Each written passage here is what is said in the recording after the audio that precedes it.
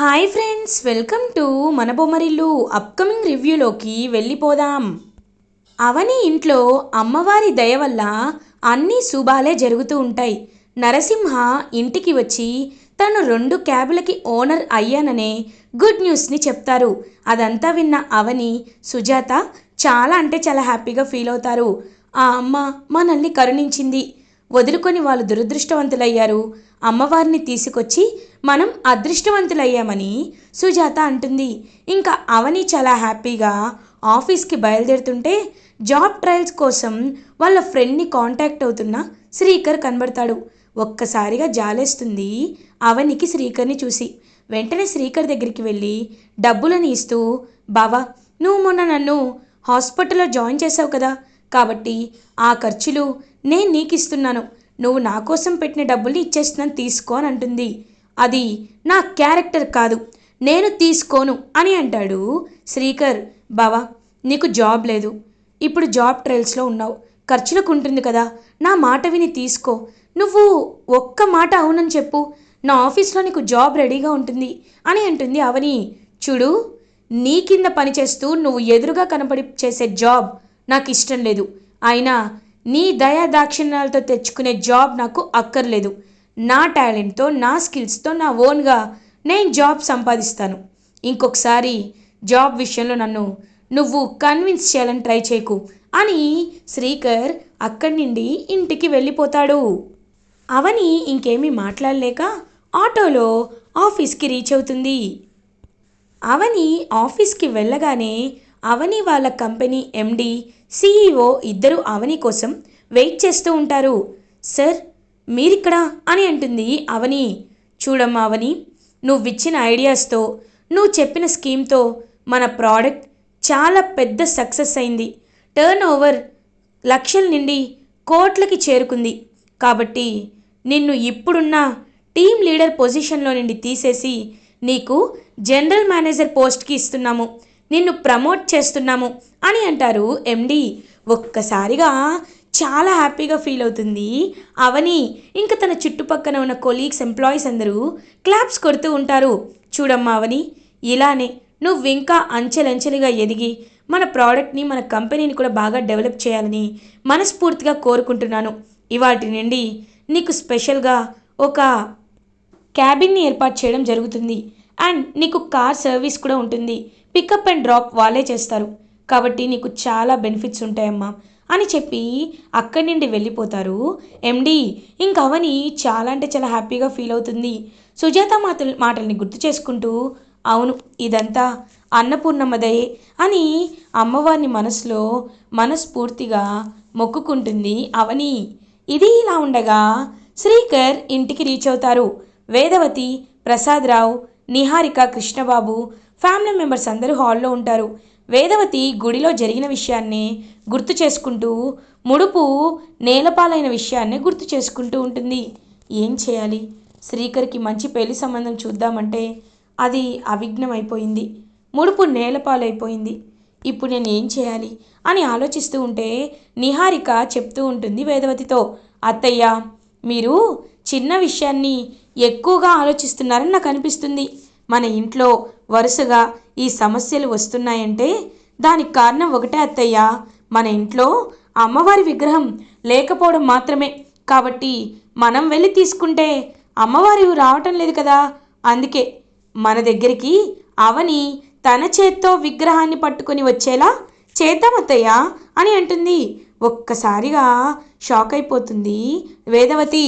నిహారిక చెప్పే మాటలకి శ్రీకర్ కూడా, అంటే ఇప్పుడు అమ్మని ఏం చేయమంటారు అని అడుగుతారు. నేను చెప్తాను కదా, మీరు హ్యాపీగా వెళ్ళండి, వెళ్ళి అమ్మవారి విగ్రహాన్ని తీసుకువస్తున్నట్టు ప్రయత్నం చేయండి. ఈలోపు అవని ఆఫీస్ నుండి ఇంటికి వస్తుంది. అవనితో గొడవ పెట్టుకుంటే ఖచ్చితంగా అవని చేత్తోనే మీకు విగ్రహాన్ని ఇస్తుంది, అవనికి అన్ని విషయాలు చెప్పండి అని అంటుంది. ఇంకా వేదవతికి ఐడియా నచ్చుతుంది. సో శ్రీకర్, మనం వెంటనే ఇప్పుడు అవని వాళ్ళ ఇంటికి వెళ్ళాలి, వెళ్ళి మన అమ్మవారిని మనం తెచ్చుకోవాలి అని చెప్పి ఇంకలా అవని ఇంటికి వేదవతి, ప్రసాదరావు, శ్రీకర్ బయలుదేరతారు. ఇది ఇలా ఉండగా అవని తన ఆఫీస్లో వర్క్ అంతా కంప్లీట్ అయిపోయిన తర్వాత బయటికి వస్తూ ఉంటే సత్య వాళ్ళ ఎండీతో మాట్లాడుతూ కనబడతారు. సార్, మీరు రిఫర్ చేశారని తన్ని జాబ్లో జాయిన్ చేసుకున్నాం, కానీ షీఈ్ వెరీ టాలెంటెడ్ సార్. తన టాలెంట్తో తక్కువ టైంలోనే ఇప్పుడు జనరల్ మేనేజర్ అయింది అని అంటారు. ఎస్, అవని గురించి నాకు తెలుసు, అందుకే మీ కంపెనీకి రిఫర్ చేశాను అని మాట్లాడుతూ ఉంటారు.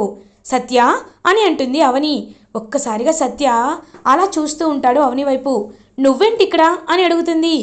ఏం లేదు అవని, నిన్ను కలవాలని వచ్చాను. తను ఒకప్పుడు నా దగ్గర పాత క్లయింట్, అందుకే పలకరించాను అని అంటారు. ఓ అవునా, ఏం సత్య ఇలా వచ్చావు అని అడుగుతుంది అవని. ఏం లేదవని, నిన్ను ఒకసారి చూసి వెళ్ళాలని వచ్చాను. అయినా నీకు యాక్సిడెంట్ అయిన విషయం నాకు నువ్వెందుకు చెప్పలేదు? ఖచ్చితంగా వాడెవడో తెలుసుకొని వాడిని జైల్లో పెట్టించేవాని కదా అని అంటారు. లేదు సత్య, ఈ విషయాన్ని నేను పెద్ద చేయాలి అనుకోవటం లేదు. అయినా ఇప్పుడేముంది, నీకు ఒక విషయం తెలుసా? నేను జనరల్ మేనేజర్గా ప్రమోట్ చేయబడ్డాను. నాకు ప్రమోషన్ వచ్చింది, చాలా హ్యాపీగా ఉంది అని అంటారు. నువ్వు ఎప్పటికీ ఇలానే హ్యాపీగా ఉండాలవని, నీ హ్యాపీనెస్ కోసమే నేను నీ కళ్ళలో హ్యాపీనెస్ చూడ్డానికే ఇక్కడికి వచ్చానా అనిపిస్తుంది. సరే, నిన్ను డ్రాప్ చేయమంటావా అని అంటారు. లేదు, ఇవాటి నుండి కార్ ప్రొవైడ్ చేస్తున్నామని చెప్పారు, కాబట్టి నేను ఇంటికి వెళ్తాను సత్య అని ఇంకా అవని అయితే వెళ్ళిపోతుంది. అవని ఇలానే అంచెలంచెలుగా ఎదగాలి, ఆ వేదవతి కుటుంబం రోడ్డున పడాలి అని వేదవతి వాళ్ళ గురించి కోపంగా ఆలోచిస్తూ అక్కడి నుండి వెళ్ళిపోతాడు సత్య. ఇది ఇలా ఉండగా వేదవతి, ప్రసాదరావు, శ్రీకర్ సుజాత వాళ్ళ ఇంటికి వస్తారు. సుజాత, నరసింహ ఇద్దరు అప్పుడే బయటికి వస్తారు. ఏంటి చెప్పా పెట్టకుండా ఈ ఇంటికి వచ్చారు అని అడుగుతుంది సుజాత. చూడు, మా దారికి మర్యాదగా అడ్డు తప్పుకో. మా విగ్రహం మాకు కావాలి, మా అమ్మవారు నాకు కావాలి అని అంటుంది వేదవతి. ఏంటి, అమ్మవారు కావాలా? మొన్న వరలక్ష్మి వ్రతంలో అమ్మవారు మీకు జరిపిన అవమానాన్ని మర్చిపోయి ఇక్కడికి వచ్చావా మళ్ళీ అత్త అని అంటుంది సుజాత. చూడు, నీతో మాట్లాడేంత టైం నాకు లేదు, పక్కకు తప్పుకో అని సుజాత, నరసింహ ఎంత ఆపాలని ప్రయత్నించినా వాణ్ణి గట్టిగా పక్కకు తోసేసి లోపలికి వెళ్తుంది వేదవతి. వేదవతి, ప్రసాదరావు, శ్రీకర్ అమ్మవారి విగ్రహం వైపు చూస్తూ ఉంటారు. వేదవతి మనస్ఫూర్తిగా నమస్కారం పెట్టుకుంటూ, అమ్మ, నేను నిన్ను అహంకారంతో వదులుకున్న మాట నిజమే, కానీ ఒక తప్పు చేసిన అమ్మాయి ఇంట్లో నువ్వు ఉండడం సరికాదు. నువ్వు నా ఇంట్లో ఉండాలి. నేను ఎప్పుడూ కోరుకునేది అదే. ఆ అవని శ్రీకర్ జీవితంలో ఉండకూడదు. నువ్వు మా ఇంట్లో ఉంటేనే మాకు అష్టైశ్వర్యాలు కలుగుతాయి. నువ్వు లేని కొద్ది రోజుల్లోనే మేము ఎన్నో ఒడిదుడుకులను చూసాం. కాబట్టి మళ్ళీ తిరిగి మా ఇల్లు మామూలు అవ్వాలన్నా, మళ్ళీ మేము సంతోషంగా ఉండాలి అన్నా నువ్వు మా ఇంటికి రావాలి అని అమ్మవారి విగ్రహం దగ్గరికి వెళ్తూ ఉంటుంది వేదవతి. అప్పుడే అక్కడికి చిలకమ్మ, నాగమ్మ ఇద్దరు వచ్చి చూస్తూ ఉంటారు. అవని కూడా ఇంటికి రీచ్ అవుతుంది. సుజాత అవని దగ్గరికి పరిగెత్తుకుంటూ వెళ్ళి అవని అని అంటుంది.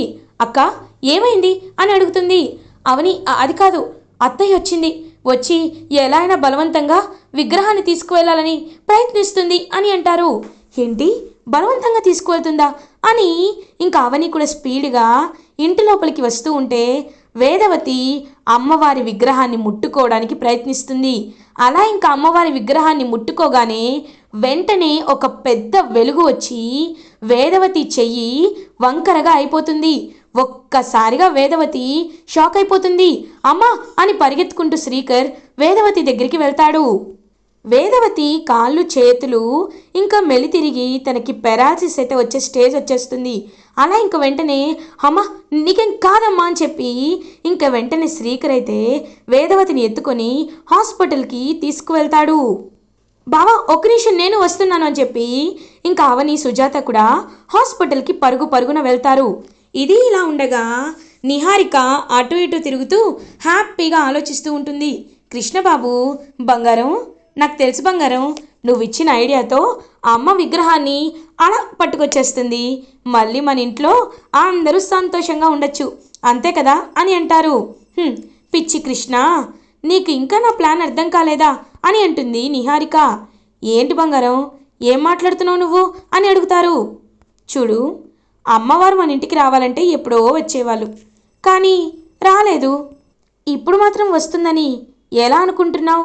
అయినా ఇప్పుడు ఆ అవనికి అత్తయ్య గారికి పెద్ద యుద్ధం జరుగుతుంది. మాటల వర్షం కురుస్తుంది. అప్పుడు ఖచ్చితంగా అవనిపై అత్తయ్య గారికి ఇంకా కోపం ఎక్కువయ్యి శ్రీకర్కి ఒక పెళ్లి సంబంధాన్ని తీసుకువస్తుంది. లేకపోతే ఇంకా అవని ఇది ముడుపు అలా అయ్యింది అని ఏడుస్తూ కూర్చుంటుంది. అందుకే తన్ని రెచ్చగొట్ట ఇంటికి పంపించాను అని అంటుంది నిహారిక.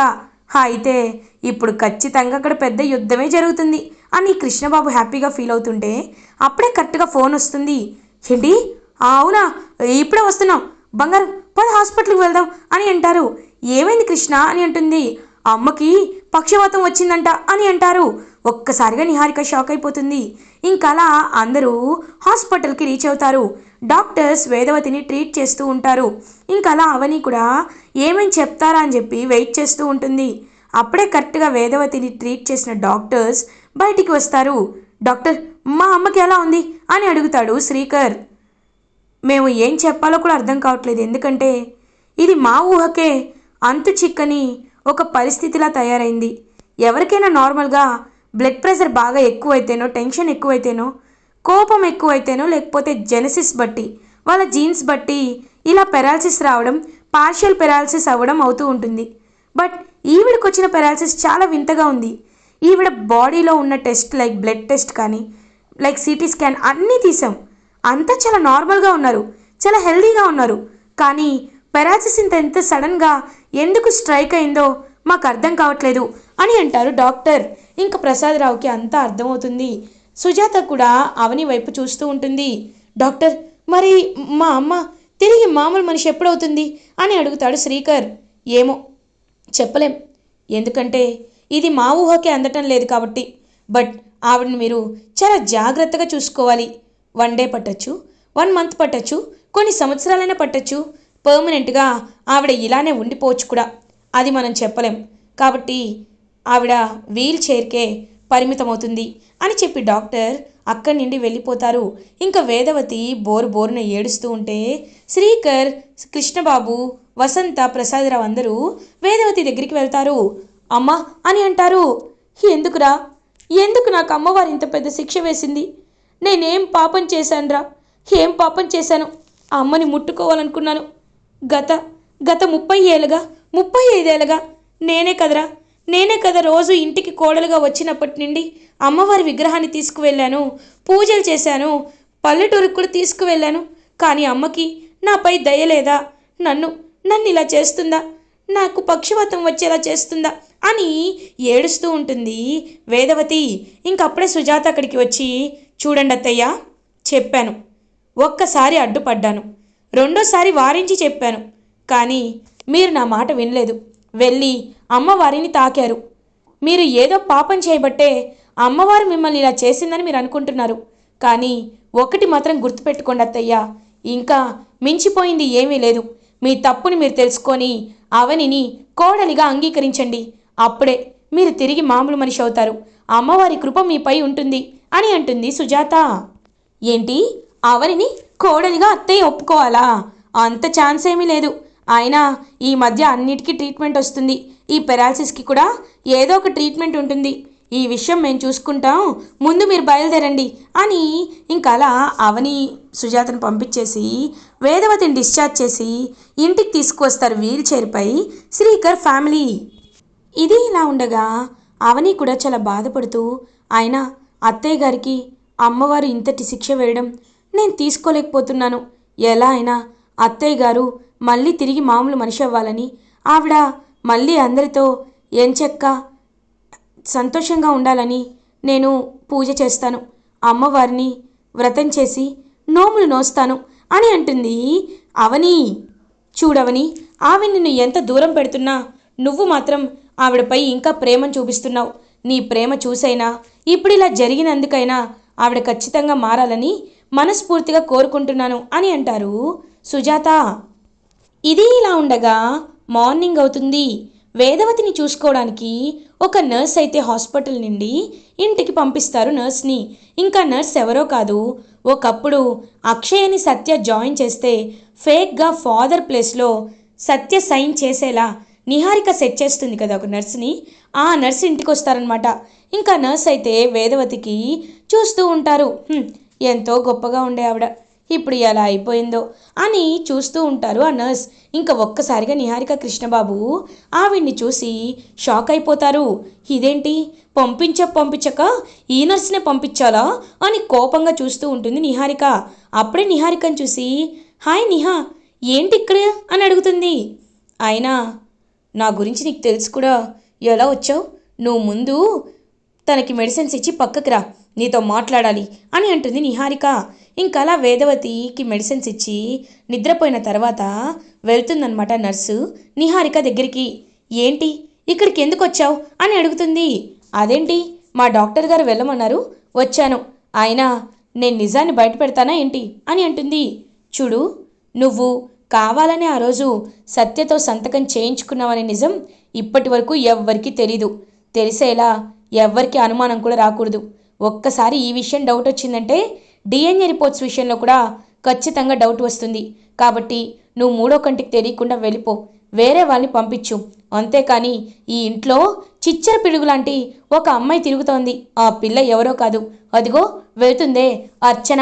ఆ అర్చనకి నువ్వు కనబడ్డావనుకో, దాని దివ్య దృష్టితో నువ్వు ఏం చేసావో తెలుసుకోగలుగుతుంది. కాబట్టి ఈ ఇంటికి రావద్దు అని అంటుంది నిహారిక.